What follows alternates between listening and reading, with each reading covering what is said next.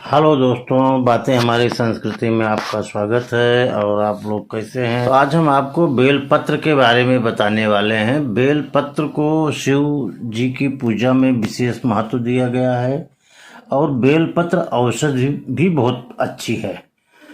तो बेलपत्र का विशेष महत्व है, शिव पुराण में बताया गया है। वहीं इसे लेकर कई नियमों का उल्लेख भी शिव पुराण में मिलता है। माना जाता है कि आप कितनी भी श्रद्धा से भोलेनाथ की पूजा कर लें, पूजा अर्चना कर लें, लेकिन यदि बेलपत्र नहीं चढ़ाया तो शिव जी की यह पूजा अधूरी मानी जाएगी। ऐसे में शिव पूजा का पूरा फल पाने के लिए बेलपत्र को शिव पूजा में अनिवार्य बताया गया है। यहाँ आपको बता दें कि शास्त्रों में 5 पत्तों वाला बेलपत्र भी सबसे शुभ और चमत्कारी माना गया है। वैसे तो जनरली 3 पत्ते, एक बेलपत्र में 3 पत्ते होते हैं। तीनों पत्तों पर ओम नमः शिवाय लिखकर उनको चढ़ाया जाता है। ज़्यादातर जनरल यही मिलता है, लेकिन 5 पत्तों वाला बेलपत्र का विशेष महत्व है। इस बेलपत्र का शिव पूजा में विशेष महत्व बताया गया है। हालांकि 5 पत्ती वाला बेलपत्र आसानी से मिलता नहीं, लेकिन यदि 5 पत्ती वाला बेलपत्र शिव जी को चढ़ाया जाए तो वह तुरंत प्रसन्न हो जाते हैं। और दरअसल इस 5 पत्ती वाले बेलपत्र को पंच देवता यानी ब्रह्मा, विष्णु, महेश, गणेश और माँ भगवती का प्रतीक भी माना गया है। इसलिए कहा गया है कि यदि शिव जी को 5 पत्ती वाला बेलपत्र अर्पित किया जाए तो वह तुरंत प्रसन्न होकर आशीर्वाद देते हैं और उस इंसान की मनोकामना पूरी करते हैं। वहीं शास्त्रों में 5 पत्ते वाले बेलपत्र के कुछ उपाय भी बताए गए हैं और जिनको करने से बहुत फायदा होता है। ये जैसे सुबह स्नान करके दूध वगैरह के साथ में इसको भगवान की पूजा में अर्पित किया जाता है।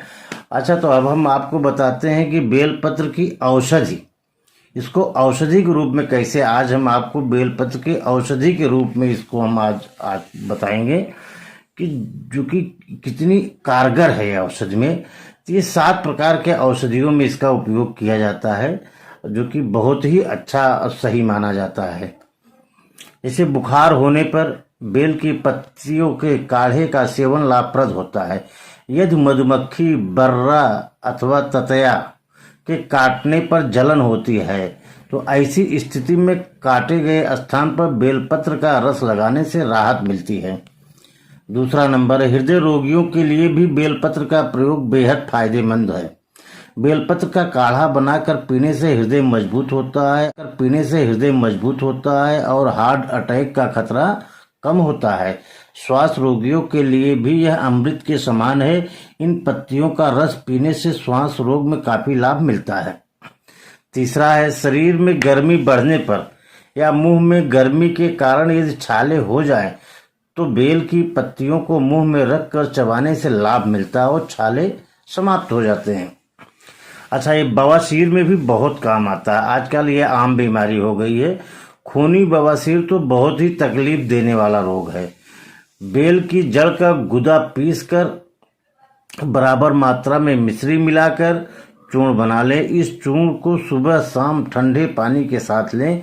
यदि पीड़ा अधिक है तो दिन में 3 बार लें। इससे बवासीर में फौरन आपको लाभ मिलेगा।